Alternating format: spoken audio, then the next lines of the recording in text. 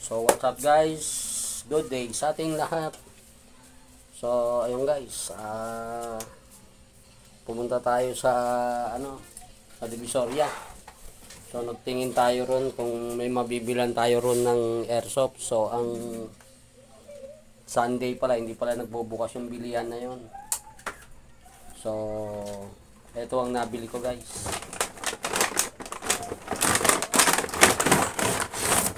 Gel blaster guys. Yan. Ito siya guys. So ito yung mga kasama niya. Meron siyang yung pinaka unit, gun barrel ang nakalagay dito sa sa box niya. So kasama to doon sa gun barrel. Ito yung buong unit, bali gun barrel ang nakalagay guys. Ayan. So meron siyang, dapat may kasama siyang drum mag, pero ito yung kasama niya, hindi drum mag. Yan yung pinaka,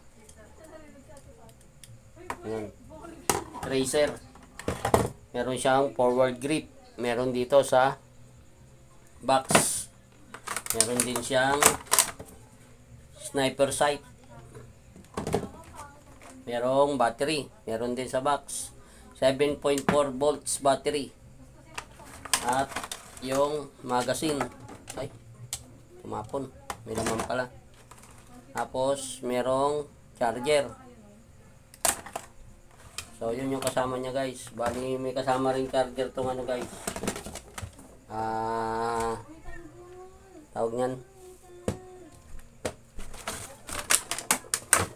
itong pinaka tracer, may kasama rin tong charger.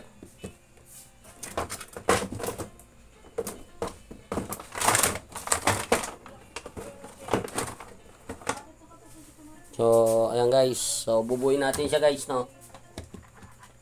So mga approximately, so ganito lang to binubuo. Napakadali lang. Meron niyang kanal dyan, tapos meron ditong pinaka pin. Tutusok mo lang siya dyan.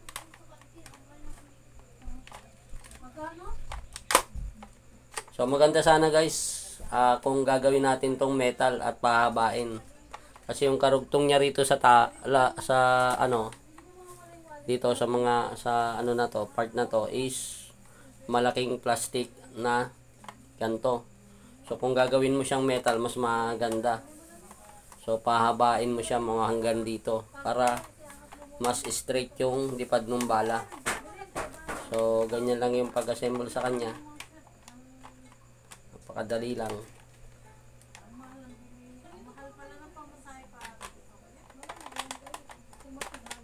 Dali lang, pero nahirapan ako. Yun.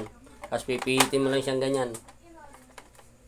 Tapos dito naman sa battery, mayroon siya ritong, ayan, yung hilahin mo lang siya.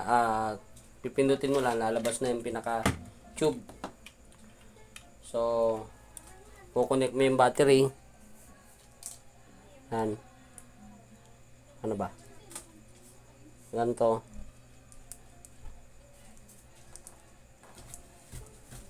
Ay, paano ba yun? Dito pala. Yun. So connect mo yung battery. Tapos pasok mo dyan. Papasok mo ngayon dito. Meron din yung pinaka kanal dyan. Yan. Tapos lalak mo lang siya.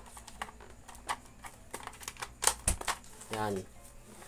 Tapos ibabalik mo yung battery.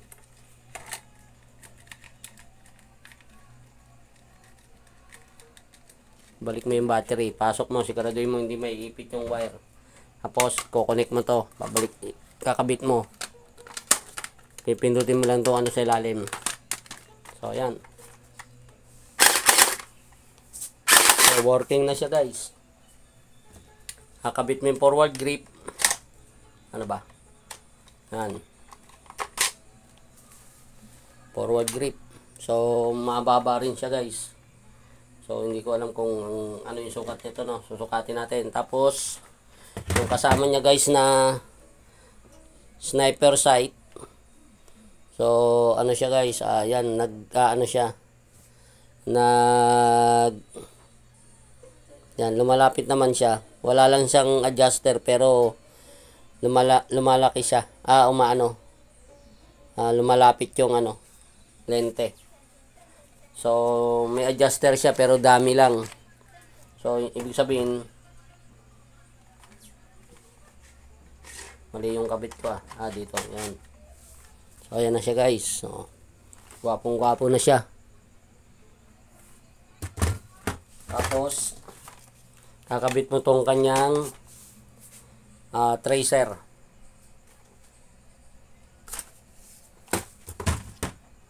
So may kasama rin pala siyang isang sachet na maliit, 500 bullets. So lalagyan natin ng bullets guys. May yung magazine dito. May antag niyan, hatch ba yan? Butas. Yan.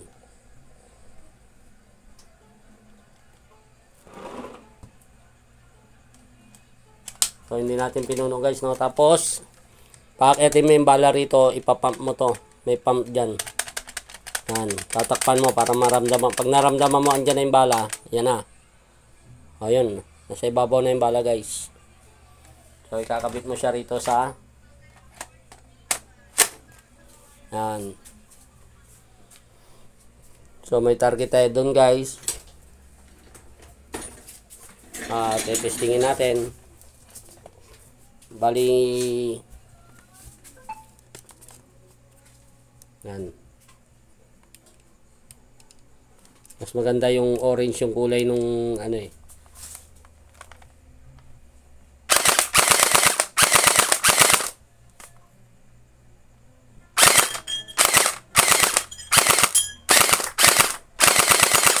yun, laglag lahat yung target natin guys. So yun,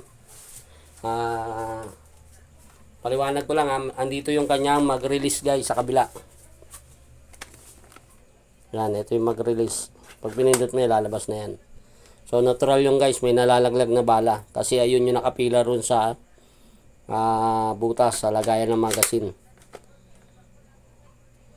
So ayun guys, cheap lang to pero maganda na rin. Laruan ng bata, ng aking anak.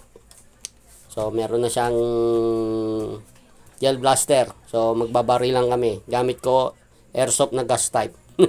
Joke lang yung guys, dito to yung joke lang.